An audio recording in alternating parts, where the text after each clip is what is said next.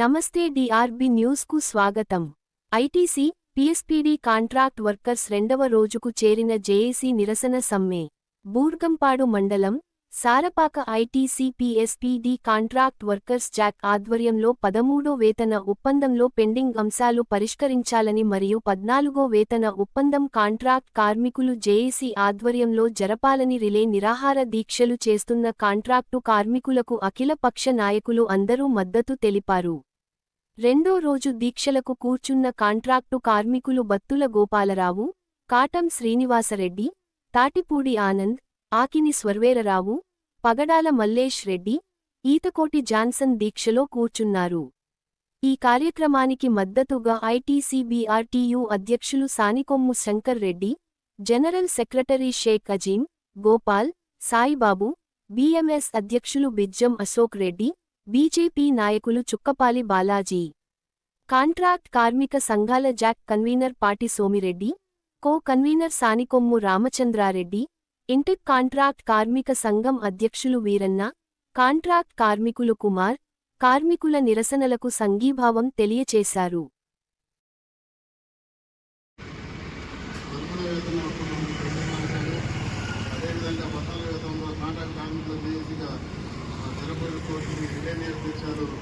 జయప్రదం కావాలని కోరుకుంటూ రెండో రోజు దీక్షకున్న మా కార్మిక సోదరులందరికీ కూడా బీఆర్టీ తరఫున ప్రత్యేకంగా తెలియజేస్తూ మీరేదో డిమాండ్స్ పెట్టారు, అవన్నీ కూడా సహజమైనవే, మనం కావాల్సినవే, సాధించుకోవాల్సిందే.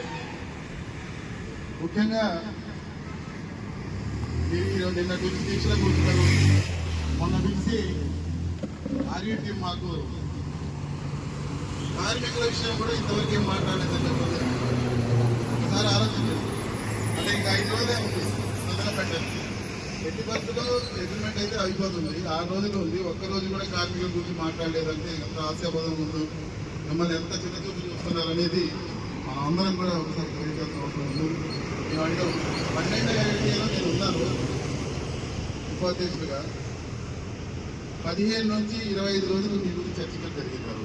15 రోజులు, దాదాపు 15 రోజులు అచ్చగా క్యాజువల్ కార్మికుల గురించి మాట్లాడడం జరిగింది. ఆ రోజు ఉన్న మేనేజ్మెంట్ తరఫున పాత్ర గారు కూడా బ్రహ్మాండంగా స్పందించారు. మీ తరఫున తప్పకుండా వాళ్ళ గురించి మాట్లాడుకోవాలని చెప్పేసి ఆయనే మీకు వారి వాళ్ళకి 15 రోజులు చెప్పడం జరిగింది. ఆ రోజు తెలిసి మీకు ఆ రోజు ఎంతో కొంత న్యాయం జరిగింది. కాంట్రాక్ట్ కార్మికులకి అంటే మేనేజ్మెంట్ సైడ్ కూడా అటువంటి ఆఫీసర్ ఉంటాం. మేము కూడా మీ గురించి ఎంతో కొంత కృషి చేయడం అనే విధంగా ఆ రోజు పెట్టారు. తర్వాత 13 ఎన్టీఏలు ఏమైందో తెలుసు. 13 ఎన్టీఏలో తప్పు చేశాం. పక్షాదారులతో 14 ఎన్టీఏలన్నా కాంట్రాక్ట్ కార్మికులకి ఏదైనా చేసి పెడతాం అనే ఆలోచన అయితే చేశాము. ఎందుకంటే ఇంతవరకు ఏం మాట్లాడలేదంటే ఒకసారి అర్థమైపోయింది. 6 నెలల టాక్స్ అయిపోయి కూడా ఇదే కాదు, నిన్న జరిగిన ప్రతిదీ మేమేం మాట్లాడలే అంటే తప్పైంది. కానీ నువ్వు సంతకం అయితే 30 తారీఖు పెట్టేస్తాను సంగతి మాకు తెలిసింది. ఈసారి అట్లా కాకుండా దయచేసి 13 ఎన్టీలో నాకు తెలిసి మీకు కొంత అమౌంట్ పట్టుకొని కలపకుండా రావడం జరిగింది. మరి ఆ రోజు అంటే ఎంప్లాయీలు ఎట్లా వెళ్ళిపోతారు, క్యాజువల్స్ ప్రతిఘటిస్తారు, ఆగుతారు. ఆగినప్పుడు మాట్లాడి చేద్దామనే ఉద్దేశంతో ఉంటే మీరు ఎవరు ఏమి చేయలేదు. నిజంగా 40-50 రూపాయలు కోల్పోవడం జరిగింది. ఈసారి మాతో పాటు మేము కూడా అంత ఆశాజనకంగా ఈ అగ్రిమెంట్ అవ్వాల్సిన సంగతి మనందరికీ తెలిసిందే. రేపు మేము జనరల్షిప్ లో భారీ ధర్నా పెట్టడం జరిగింది. 1 గంట సేపు జనరల్షిప్ కార్మికులను బయటకు వెళ్లకుండా మేము పెట్టడం జరిగింది. అది తప్పగా సక్సెస్ అవుతుంది. ఇప్పుడున్న పరిస్థితుల్లో ప్రతిసారి ప్రతి అగ్రిమెంట్ ముందు కంపెనీ సాకులు చూపిస్తూ కంపెనీ లాస్లో ఉంది, కంపెనీ పరిస్థితి బాగాలేదు, ఎప్పుడు ఉన్నదే. మేము గత 30 సంవత్సరాలు చూస్తున్నాం. ఒకవేళ కంపెనీకి 1000 కోట్ల లాభాలు వచ్చినప్పుడు మనకేం ఇవ్వలేదు. ఇవాళ లాస్ వచ్చిందంటే ఉండొచ్చు. డిసెంబర్లో 18 కోట్లు, ఫిబ్రవరిలో 18 కోట్లు లాభం వచ్చింది. కానీ రైతుల దగ్గర నుంచి 200 కోట్లు తీసుకున్నారు. 500 రూపాయలు టన్నుకు తగ్గింది. మరి ఈ లెక్కలు ఎవరికి తెలియదు. ఇవాళ 9,000 ఉన్నది. ఇవాళ కాంట్రాక్ట్ కార్మిక సభ్యులందరూ చేస్తా ఉన్నారు ఇంటికాడ. అది వెళ్ళిపోతుంది కదా వ్యాపారం. ధన్యవాదాలు తెలియజేస్తూ మనం నిన్న మాట్లాడుకున్నాం. నిన్న కాదు ఎప్పటి నుంచో కాంట్రాక్ట్ కార్మికుల సమస్యలు ఇవాళే కావు. బిల్లు మొదలైన దగ్గర నుంచి కూడా కాంట్రాక్ట్ కార్మిక సమస్యలు దగ్గర దగ్గర 50 సంవత్సరాలు కావస్తున్నా అవి ఒకటో అవుతూ ఉంటే ఒక పరిస్థితి ఉంటుంది. కానీ ఇప్పటి వరకు కూడా డ్యూటీల విషయంలో కూడా ఇంకా వెనక్కి తిరిగిపోయే పరిస్థితి ఉందంటే ఇంకా దారుణమైన పరిస్థితులు, ఇంతకన్నా దారుణమైన పరిస్థితులు ఇంకా ఉండే సిచ్యువేషన్ కాదు. కాబట్టి మీరు తీసుకున్న నిర్ణయానికి ఎట్టి పరిస్థితుల్లో ఎంప్లాయీస్ యూనియన్ జేఏసీగా 100% మద్దతు ఇస్తామని చెప్పేసి తెలియజేస్తా ఉన్నాం. నిన్న చెప్పాం. అదేవిధంగా మీ న్యాయమైన డిమాండ్లు ఏదైతే ఉన్నాయో అవి 31 క్లియర్ చేయాలని చెప్పేసి కనీసం పెండింగ్ ఇష్యూస్ అగ్రిమెంట్లో రాసుకున్న పెండింగ్ ఇష్యూస్ అయినా అటు విఆర్ఎస్ కానీ విఎస్ఎస్ కానీ లేకపోతే స్కిల్ మ్యాట్రిక్స్ కానీ లేకపోతే ఇప్పుడు డ్రమ్లు ఏదో కొద్దిగా అమ్ముతుంది ఏదో మొదలుపెట్టారని చెప్పేసి అడవడం, వీటన్నిటితో పాటు 31 కంప్లీట్ చేసి ఎన్డీఏలో కనీసం వాళ్ళకి మేము మేనేజ్మెంట్ పరంగా ఆర్యూ ఎలాగో చేయట్లేదు, వాళ్ళు ఎట్లాగో కాడు వదిలేసినట్టే కనపడతా ఉంది. ఎందుకంటే మన కాంట్రాక్ట్ క్యాజువల్ విషయం మనం వాళ్ళు పిలిచి అడిగినప్పుడు ఎల్సీ2లో దాని గురించి అసలు చర్చ లేదు. మేము తర్వాత వాళ్ళని పిలిచాం, 4 రోజుల తర్వాత మాట్లాడతాం, హైదరాబాద్ వెళ్ళొచ్చిన తర్వాత అని చెప్పేసి. సో ఇంతవరకు కాంట్రాక్ట్ క్యాజువల్స్ దాని మీద చర్చ లేదు, చర్చ జరగలేదు. కాబట్టి యాజమాన్యం అయినా దీన్ని ముందుకు తీసుకెళ్ళి వాళ్ళ సమస్యల మీద ప్రత్యేక శ్రద్ధ చూపెట్టి ఖచ్చితంగా పెండింగ్ విషయాలు ఏవైతే ఉన్నాయో అవి కంక్లూడ్ చేయాలా.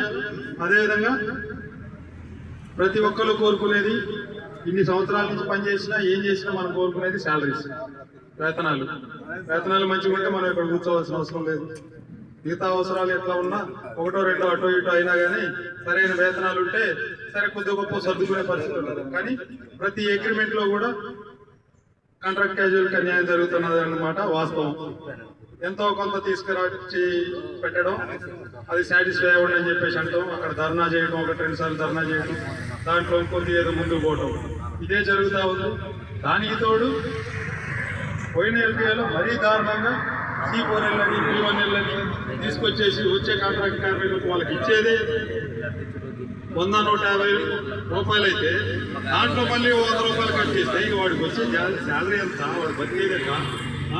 ఇంత దారుణమైన పరిస్థితులు ఇంకా ముందు పెరుగుతున్నాయి తప్ప తగ్గట్లేదు. కాబట్టి ఎట్టి పరిస్థితుల్లో మీరు చేసే ఆందోళన కార్యక్రమాలు న్యాయమైన ఆందోళన కార్యక్రమాలు కాబట్టి ఖచ్చితంగా మిగతా వాళ్ళందరూ కూడా మద్దతు ఉన్నది.